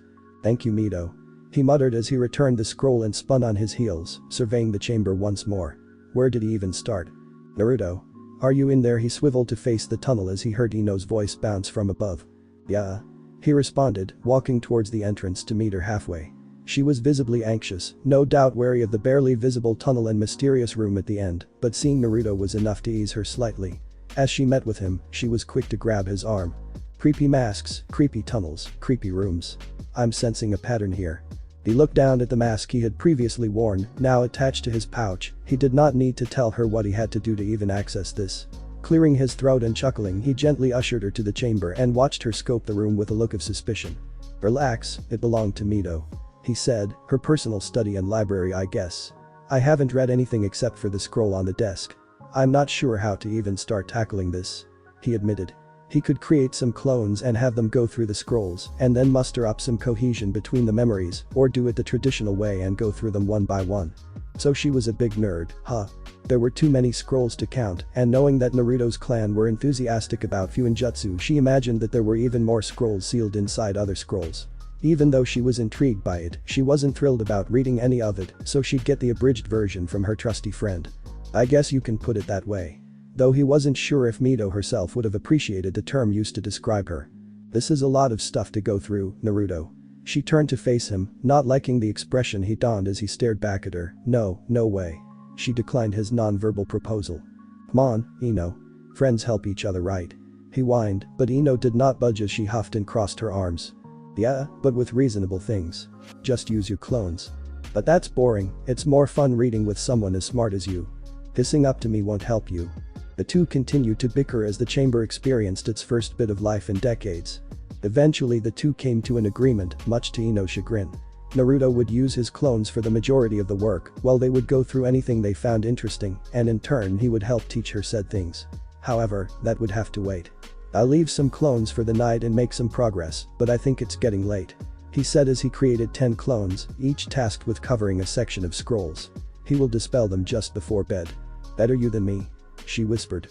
I never asked, how did the meeting go? He asked as they walked down the tunnel and up the stairs. Went as expected. A lot of yelling, some insults here and there, but nothing. It was a waste of time even though neither of them knew what exactly transpired between the adults. Her father told her the outcome was as promised and that they did not have to worry about it, which made her question why they were needed there in the first place. Do you think we'll be like that when we're adults? What? Boring and angry at the smallest thing. Please, we're far too cool for that, she said with a proud huff. Taking her word, Naruto returned the mask and the opening sealed up once more. Ino sent him an asking look which he waved away. Trust me, you don't want to know. Taking her friend's words at face value, she decided that she in fact did not want to know. Shrugging, she led the way out of the building and nearly gasped upon seeing what little remind of the sun's presence. She didn't even remember what time it was when the meeting concluded, let alone what it was when she joined Naruto. It was a good call on his end to leave. "Let's get you home. I can make it home by myself." She pouted and Naruto grinned. "Well, then I guess I can just stay and let you." "No. You're taking me home," she declared as she claimed his arm once more and began to drag him, albeit with difficulty as Naruto stood rooted to the spot. He laughed at her attempts, finding her pursed lips and puffed cheeks adorable. He flicked his wrist and grabbed onto her forearm, and before she could counter him, she found herself pulled back towards his body and his arm wrapping around her shoulders. "Fine, let's get you home." Ino didn't say anything, her face several shades of red at the proximity and boldness. However, in truth Naruto had just noticed she was about to fall and pulled her back to save her from an embarrassing and possibly painful tumble. Their journey back to the Yamanaka household was a quiet one, leaving Naruto to wonder if he said something wrong. "So, here we are," he said as Ino stood before him. "Yeah, so see you tomorrow?" she asked, knowing the obvious answer. "Of course, we have lots of reading to do." He heard her groan as she was reminded of their agreement. "You're making me want to just stay in bed." She slumped, but quickly perked as Naruto engaged their customary hug which she returned after getting over her initial surprise, still wondering why the scene prior was still stuck in her mind. It was dumb to be stuck on one thing that was so insignificant, especially when their hug proved they were used to physical contact. "You smell like an old moldy temple," she said as she tried to distract herself. To be fair. She rolled her eyes, playfully pushing him away. "Whatever, just go home and take a shower." He saluted her, "Yes ma'am, shower at the behest of her lady, Yamanaka Ino." "Sassy much?" "Beat it or can good night." She smiled as she watched him wave and nod, taking off in a jog. Reaching his apartment took no time, this time there were no letters or toads waiting for him. Ino was acting weird on the way back, but he did not think much of it. He just needed to eat and freshen up before heading to bed. He wasn't sure how much information and memories he was going to have to sift through once he dispelled his clones, he just hoped it wouldn't give him a headache. But at least he had something to work with regarding his clan, he just wondered what kind of information Mito would provide and if he was good enough to learn anything at all. By the time he gets the chance to meet his clan he wants to feel accepted, what better than to learn a couple of clan tricks. The Uzumaki clan was strange. The mechanism that led to their destruction lacked clarity the more he learned about them. A group of people more focused on the arts and the potential of humanity. It was uninterested in conflict in the ego battle of domination, perfectly content within the confines of its land. However, its alliance with Konoha by proxy of the Senju clan made it a prime target for the village's enemies. Any and all progress made by the Uzumaki was subsequently viewed as a means to aid Konohagakure, a threat to the other villages. There was more to it, he did not have all the facts, but that was what he could surmise from the scrolls his clones read. However, there was something more interesting he stumbled upon. Perfecting humanity was one of the clan's goals, and even though some of the text was unclear, he gathered that some of the Uzumaki traits were developed to combat many of the human body's flaws. Their longevity had been carefully curated with the ultimate goal of perfecting it, ridding humanity of fragility and ailment through age. To achieve this meant understanding the relationship between the body and chakra, resulting in a considerable focus on studying the latter. This led to an interesting development of characteristics that would be exclusive to the clan. Such as 𝐫𝐞𝐻𝐿. He was not far off the mark with the name he used. He could now see the love for the arts with his clan's naming scheme. It wasn't present in every clan member, but traces of it were present in all those bearing Uzumaki lineage. Unfortunately, there was not much else about the 𝐫𝐞𝐻𝐿 other than a few words about it being the key to understanding and becoming the master of chakra, but that was not to say the information was useless. He always had a feeling that the Shingen had more to it, and now he was determined to unlock said potential. "Your clan sure has a lot of defense stuff." He nearly jumped as Ino's voice drew him out of his stupor. He looked over his shoulder and saw her observing a scroll. Getting up from his seated position he walked over to her and snuck a look at the parchment. "Well, they were pacifists, sorta. Think Asuma-sensei can help with this?" she asked as he read over the scroll. "Suiten. Ajimaku, water release. Lifting curtain. Molding one's chakra and embodying the surface of water, create a barrier that protects from harmful projectiles while allowing your own to pass through. Maybe I can use it to set up the Shintention." He nodded, but they would need someone with a deeper understanding of nature transformation, and like she suggested Asuma may be able to assist them. Though they'd need to be sly about how they came across such a technique. Ino knowing about his clan was one thing, someone like his sensei, on the other hand, is another. The barrier technique was a good idea for Ino, her clan techniques often left her in a vulnerable state, and although he did not mind protecting her, he knew his presence wasn't always guaranteed, and the same went for Shikamaru and Asuma-sensei. "Right, we'll pocket that and save it for our team meeting." She nodded and slipped the scroll into her pouch. She was left to meander and observe Naruto's clones go through scrolls, days of information simply cut short to a few hours. She was still envious, and even though she knew the technique, it was not as useful due to her limited reserves. Just making one clone was enough to make her sick with the early signs of chakra exhaustion. It made her respect Naruto even more. He was capable of creating armies of himself and not even breaking a sweat. Ino caught a few glimpses of the clan's history, and it made her wonder why they had never learned about the Uzumaki in the first place. It was all a bit strange to keep such an important part of Konoha's history hidden, especially with how prominent the clan's crest was in Konoha. Did it have to do with Naruto? He was despised by the adults, so maybe there was more to the Uzumaki clan. Thinking about such things was exhausting, but it was a good start to the sort of investigation she would be involved in. She heard Naruto groan, "Let's call it a day and grab something to eat, I'm starving." "Yeah, and I'll be kind and let you eat ramen this time." She was immediately scooped off the ground by an excited Uzumaki, the boy lifting her in a tight but careful hug. "You can stop squeezing me like a fruit now." He sheepishly chuckled as he lowered her to the ground. "Sorry." Naruto left his clones to continue reading through the study. It was much easier to organize them after figuring out that Nito had labeled the pigeonholes. So far he was more intrigued by the intricacies of his clan compared to the techniques. That was not to say he did not find the latter interesting. He just wanted to know more about his clan.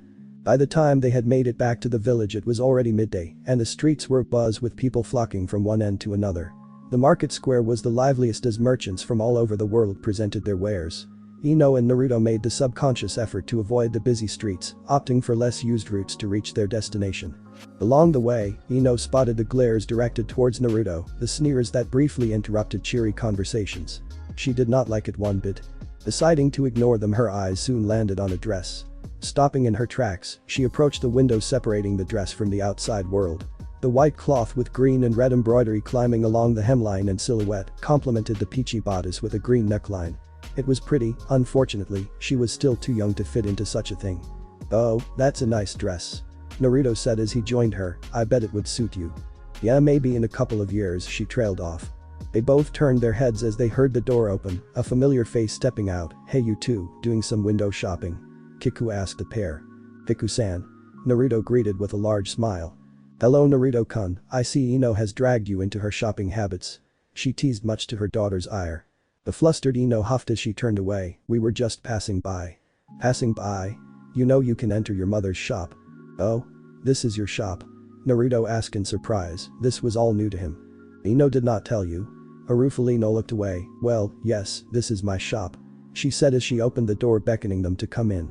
An eager Naruto grabbed Ino's hand as he pulled her along, the store's cool atmosphere washing over them. It was a quaint building, the interior a creamy beige with splashes of white accenting the walls. The floor was made of wooden tiling mirroring the ceiling. There were several mannequins posed at various areas of the store, some were bare, while others showcased dresses and outfits. The back of the store hosted tall shelves housing a myriad of materials and tools.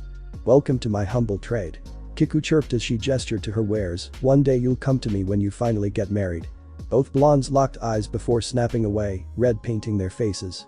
Despite it being a common joke in the family, they haven't managed to adapt to it. However, it always amused both Kiku and Inoichi. "I don't hear a no." "Mom?" "Oh fine, so what were you two up to?" Naruto was happy to answer if it meant changing the subject. "We were just coming back from training, and we're about to grab some food. My two favorite kids are training to be strong, that's the attitude I love to see." "Thank you, Kiku-san." Naruto chuckled as he rubbed the back of his head. Having someone proud of him always made him feel bubbly inside. He always had the old man, but he was the Hokage, so he imagined it was beneficial for him to praise the people under him. Praise coming from someone like Kiku felt different and far more earnest. Ino on the other hand scoffed as she grumbled to herself. "I won't keep you any longer, I just wanted my son-in-law to see where I worked. You can go grab your food, little missy here is getting grumpy."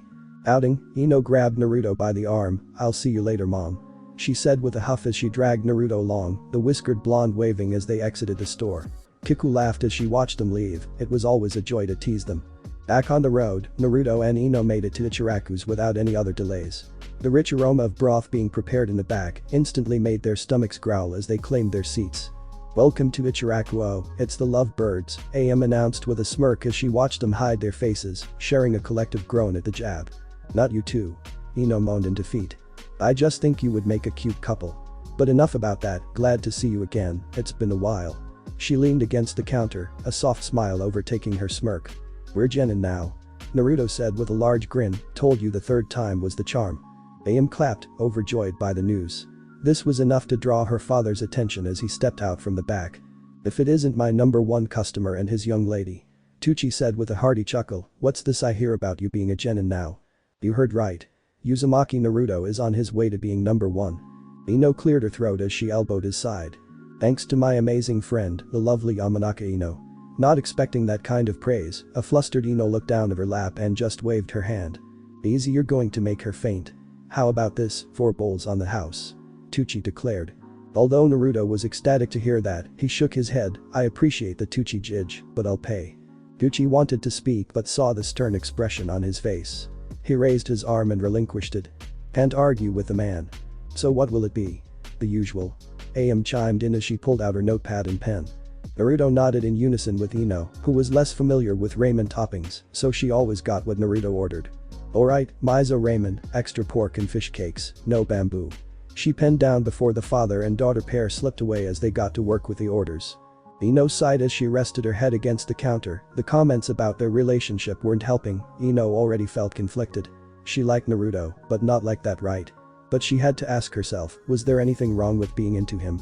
Maybe they were all right about them. She cracked an eye open and glanced over at her friend who was looking back at her with concern. "You okay?" he asked. "Yeah, just thinking." Naruto's face scrunched up in confusion. "Is it about ramen?"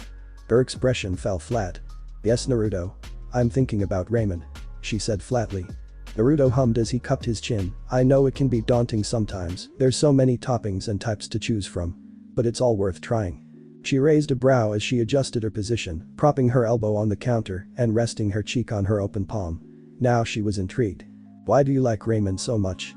Naruto chuckled as he scratched his cheek. "It's all I could afford," he admitted. "I used to try to scrounge up some food from the trash. Most stores just kinda chuck perfectly good food out. One day I wasn't having the best luck and happened to nearly collapse in front of good old Ichiraku's." Ino's expression softened. Naruto's positive attitude easily made her forget that he struggled to get to where he was today. She wasn't sure if she could keep up such a sunny disposition. "And let me guess, they invited you in?" "We sure did." 𝐴𝐴M chirped as she moved from one side of the kitchen to the other. "Yeah, 𝐸𝐴ZE gave me a few bowls on the house. And well, that's where my love for ramen began." "Naruto. Origin story aside, what's really on your mind?" She let out a low grumble. She needed to stop underestimating Naruto. Now she couldn't just blurt out what was bothering her, especially in their current setting. She sighed and sat up. "Just thinking about stuff. It's nothing important." Naruto wanted to press him more, but before he could question her any further their conversation was cut short by 𝐴𝐴M as she set their steaming bowls down. Ino instantly reached for her ramen, wasting no time as she snapped her chopsticks apart. She spoke a silent thanks before digging into her bowl. Naruto stared at her for a short while before exhaling. The remaining days of their time off seemed to sail by in an instant. Naruto could only groan as he was jolted awake by the loud ring of his alarm, his senses immediately assaulted by the morning cacophony of bird calls and the chatter of civilians. He rolled out of his bed and sat on its edge as he gathered himself. Today would be their first official team meetup. "Okay, let's get going." He pushed himself off the bed and went ahead with his morning preparations. The blonde jogged towards his team's training ground with the intent to get an early warm-up. He was excited about what Asuma-sensei had in store for them, almost salivating at the idea of finally doing a few missions. If only he knew of the despair that awaited him. Halfway through his journey, Naruto cursed as he almost collided with a few blurs. Pivoting himself and coming to a stop, he glanced over his shoulder, realizing who he had almost crashed into. "Oh, hey Ami." The purple-haired girl stumbled, her friends coming to a halt as well. "Shit, didn't see you there, Naruto." Naruto noticed that she along with her friends were all wearing their hit 𝐈8, which meant they all passed and were genin. "My bad, I was jogging and not paying attention." He then grinned at her. "I see you passed." She returned the grin. "Hell yeah, we passed. Would like to stand and chat, but we have a crazy bitch for a sensei." He had so many questions, but he could only nod and wave as the 3 girls took off once more. That was genuine fear in her voice. He wondered who their Jonin instructor was, maybe Asuma knew. Shaking his head, Naruto continued with his journey and reached his destination within a few minutes. As expected, he was the first to arrive, and he didn't expect the others for at least another hour. Scouring the open plain, he took a moment to consider his options. He could work on some fuinjutsu or try to make sense of his gathering concerning his clan. There was a third option, and it was just to sit and rest. He didn't know what 𝐸𝐸𝐴 had planned for them, and keeping fresh might be the better option. The blonde walked over to a tree and laid on his back. Lush branches cast a shadow over his being and shielded him from the morning sun. A calm gale swept through the training ground, and Naruto let out a yawn as he closed his eyes. Eventually, he drifted off to sleep and became oblivious to the world. A couple of minutes later, Ino walked into the training ground and wasted no time marching over to her friend. She stood over him and tried discerning whether he was awake or if he was truly asleep. She dropped into a squat and examined him further, tilting her head and sneaking a peek behind his glasses. His breathing was steady, and watching his chest rise and fall almost caught her in a trance. "I guess he is asleep." She shrugged as she curled her legs and sat next to her best friend. She didn't want to wake him up. But she also hated sitting in silence. She could opt for a run around the field, but that would make her all sweaty before their team session even began. Might as well join him. She muttered as she lowered her head onto the ground. She closed her eyes for a moment, only for them to snap open a few seconds later. "This is uncomfortable." She looked around, her eyes falling towards Naruto's chest. "I don't think he'll mind," she reasoned as she moved her head from the ground and settled on his torso. She shifted about with caution to not wake him up until she found a sweet spot that was comfortable for her, as well as not disrupting him from his sleep. She felt the steady rhythm of his heart, the soft thudding gradually lulling her to sleep. Before she knew it, Ino was asleep. It would be an hour later that Shikamaru would stumble upon his sleeping blonde teammates. "I thought I was the lazy one." Did he think they were adorable? Shikamaru wasn't one to meddle in other people's affairs, but the will they won't they saga between his friends was more interesting than most things that didn't involve him. The unlikely pairing he never saw coming proved to be amusing when their attention wasn't directed at him. Their bickering and exchanges could uplift even the slowest of days. Dare he say he wanted them to get it over with and make it official? It was troublesome, and of course, they were the ones capable of making him deviate from his usual demeanor. He sighed and shrugged as he dragged himself to the resting duo and dropped next to them. As he closed his eyes, he couldn't help but grunt as he tossed and turned. The ground was unbearable, and taking a nap was close to impossible for him, and as someone who deemed himself a master of taking well-earned breaks, he could not put up with such standards. Sitting up and exhaling, he looked around for a better spot or for something that could work as a makeshift pillow. His gaze scoured far and wide before the corner of his eye caught sight of the clump of colors next to him. There was a spot right next to Ino's head that was unoccupied, and he was sure that Naruto would not mind, right? He shrugged and claimed the spot, and it was just right. All three members of Team 10 were asleep, Naruto acting as the unknowing pillow of his comrades. Training Ground 10 held a tranquil calm unbroken even by the critters that foraged from tree to tree. One would be forgiven for thinking it to be unoccupied territory. 𝐸𝐸𝐴 was late, almost as late as one had a Kakashi. He didn't want to think about the reason for his lack of punctuality. All he could do was cover up the remnants by pulling on the collar of his top and ensuring it was covering his neck. He knew Ino would be the first to yell at him, and he was prepared for that. But he wasn't expecting to find all three of his students lumbering under some tempting shade. Maybe it was telling how the other two were using Naruto as a foundation. He did plan for the boy to be the vanguard of the team, the role that Choji would have initially fulfilled. Some things just write themselves. If he were like the aforementioned scarecrow, he would have gone about rudely awakening them, but even he needed some time to recoup. He didn't have much planned for the first official team meeting, other than some light training and discussions, maybe even their first taste of a D-rank mission. The Jonin led himself to the base of the tree and heaved a sigh as he slumped against it, his jacket taking the brunt of the trunk's hard surface. He sat in silence and watched as the cloud sailed by. It would be some time before Naruto's eyes finally fluttered open. His mind was foggy for a few fleeting moments before he recognized his surroundings. He was at their designated training ground. "How long have I been out?" he mattered. "Beats me, kid, I found you guys asleep." His eyes shot towards the origin of the voice. "Oh, yo Asuma-sensei." Naruto tried to raise his hand, but found that it was pinned to the ground.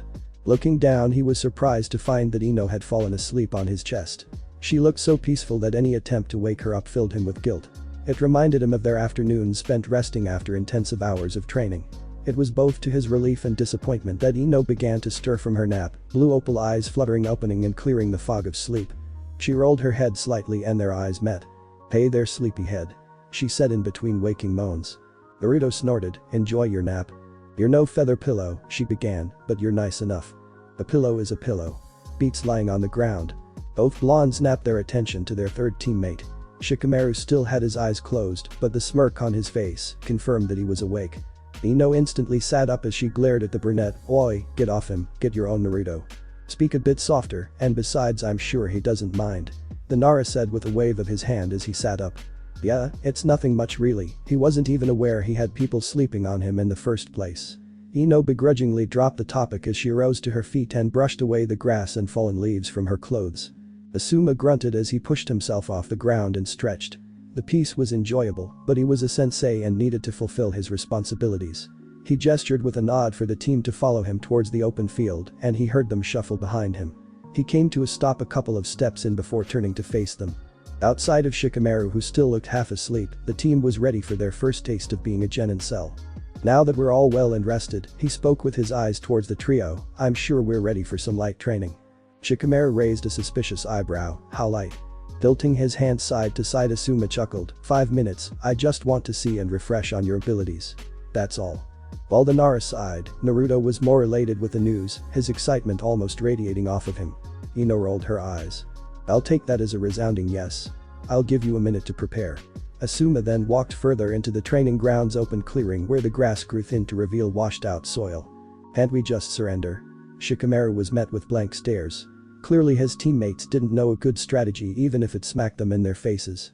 Right, Naruto clasped his hands together, putting the attention on him, I can keep him busy, Shika, I guess you can hang back and try to do your shadow thing, Ino, cheer me on. Ino curtly smacked his shoulder, don't you dare. Sounds like a plan to me. An amused Shikamaru said, but he was silenced by the Yamanaka's glare. Managing to get the boys under control, Ino cleared her throat, we're a team. So we do things as a team, together. Mr. Jockester here, she glanced over to Naruto who sheepishly chuckled, was in the right direction. Shikamaru, you're our brain guy, we need you to be in the back doing smart guy things. Like sleeping.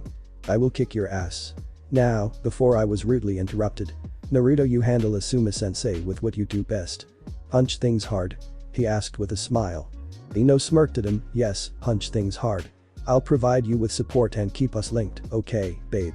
Gotcha. Babe. Shikamaru looked between the two blondes, but his question was left to be answered by the sweeping wind. Gods, these two are weird. Let's get this thing started. 𝐫𝐸𝐴 announced from a distance, beckoning them towards him. 𝐫𝐸𝐴 had all he needed to know. He gave his team a cursory glance as they sat in varying positions under the shade of the tree they previously occupied. It played out just like it did during their exam, not to say that was a bad thing. The team had a solid foundation, and their teamwork was satisfactory for a bunch of fresh out of the academy genin. Naruto and Ino had the most experience working together and flowed well, both knew the other's repertoire enough to provide the appropriate assistance. Shikamaru, being the strategist and possessing a simple goal, that being immobilizing the target, didn't need much nuance in his contribution. However, the Nara did manage to surprise him a few times with his active participation and ability to adjust to his teammates. From just a glance, they just needed more experience and to expand on their respective skill sets. That wasn't as bad as I thought it would be. He heard Shikamaru drawl, the boy barely able to keep his eyes open as he peered through the collage of leaves. Ino scoffed, next time you do all the running around. As per usual, she had propped herself against Naruto, using the older boy as support as they both sat leaned against the tree. You all did great. 𝐫𝐸𝐴 chimed in, but there's still a lot we need to work on. I'll dedicate our next session to ironing that out, and don't forget about the assignment I gave you, that still stands. But for now, how does a mission sound? All three perked up. A mission? Naruto asked, excitement rolling off of him in waves. Yeah, a mission. 𝐫𝐸𝐴 replied with a knowing smile, he was about to enjoy the next couple of hours. Shikamaru on the other hand did not trust that smile of his, not one bit. What kind of mission? Ino asked, and in return their sensei shrugged. I don't know, can't say until we get one. Now come on, let's get to the mission desk before they run out of all the good stuff. Team 10 was not happy, not one bit. What 𝐫𝐸𝐴 failed to mention was that the good stuff was a series of glorified chores. Cleaning the Inuzuka kennels, washing windows, filling the library shelves, pulling weeds, and the worst of it all, catching the demon cat. If I get my hands on that stupid thing, I'll wring its neck. I don't think we get paid for bringing back a dead cat. Pound it. 𝐫𝐸𝐴 watched from afar as his students dashed through the village in chase of the spry cat. It was a rite of passage at this point to do at least one Torah mission. 15 minutes went by before Naruto manages to corner the feline and grab it by the scruff of its neck. The cat hissed and swipped at the blonde, wriggling and twisting its body as it fought to escape. Look man, we just want to get this over with. Naruto's words fell on deaf ears as the cat continued to struggle in his grasp. Well then, I'll consider this a successful Torah capture mission. Let's report back to the mission desk and I'll treat you guys to some lunch. 𝐫𝐸𝐴 dropped from her perch and approached his team, watching Naruto beam with excitement while Ino's scowl seemed to deepen. Are we really just errand runners? She asked and the Jonin scratched his beard in thought. Technically speaking, yes. Missions are at their core, just errands. Is it too late to quit? 𝐫𝐞𝐬𝐻 was the next to speak up, sporting a still fresh gash along his arm from an earlier encounter with the cat. 𝐸𝐶𝐲 chuckled, oh well if you guys don't feel like it, that just means more food for Naruto. Come on kid, let's go.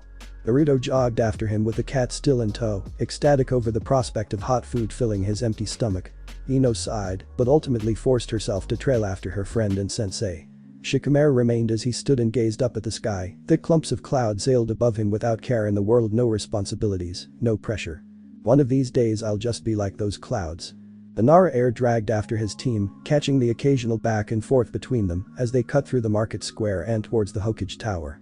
He could see the looks Naruto received, vile and bitter disgust. They spoke with venom and glared daggers into the boy's back. They weren't as subtle as they thought they were. What exactly is their problem with you, pal? The only other person he ever saw getting somewhat similar treatment was the purple-haired woman he saw occasionally. He could chalk her treatment up to her attitude, but Naruto? Sure, the guy pulled pranks from time to time, but those kinds of pranks wouldn't warrant being the scorn of the earth. That was one of many mysteries surrounding his friend that he wanted to solve, but as it stood he did not give much to go on. Slowly but surely, maybe Ino knows something, I'll ask her when we're alone. You've been awfully quiet. He looked up to see that Ino was talking to him. He shrugged. In case you don't remember, we've been doing chores the whole day, I'm a little beat. She didn't buy it. You know when you're in deep thought you get this little crease between your eyebrows, makes you a little ugly. There was some haunt to her tone as she leaned against the wall, both Naruto and 𝐸𝐶𝐲 missing. I didn't know you liked my face enough to observe it that much, and where's Sensei and Naruto? Ino scoffed, don't get excited thinking a girl has noticed you. It's actually Naruto who pointed it out in class a while ago. As for where they are, she pointed towards the opening leading into the mission desk. He finally realized they had made it to the tower. What's really eating you up? I'm sure you've seen the way they all look at Naruto, right? She nodded, you know anything at all? Ino shook her head, I've been meaning to ask but how do you even begin to ask, right? What are you guys whispering about? They both nearly jumped in fright, their eyes landing on the smug Naruto standing before them with 𝐸𝐶𝐲 not far behind. How do you keep doing that? A disgruntled 𝐫𝐞𝐬𝐻 asked. Not to brag, but I can sneak past Anbu. The other two rolled their eyes at his little brag, but they could only hope that he didn't catch anything regarding their conversation. Ino, hoping to quickly move on, took the initiative. So, lunch. Yeah, I know this place, Yakiniku-Q. It has the best 𝐫𝐞𝐻 I've ever had. Naruto's eyes lit up, 𝐫𝐞𝐻? I've never had that. Of course not kid, of course not. 𝐸𝐶𝐲 hummed. He didn't know much about Naruto beyond what he's observed, but he was aware of the boy's situation. Living off scraps and ramen up until recently, it's no wonder he would be eager to try anything. I've got a feeling you like it. I hope this doesn't become another food addiction of yours. Ino groaned. Food addiction? Come on Ino, I have a perfectly fine relationship with food.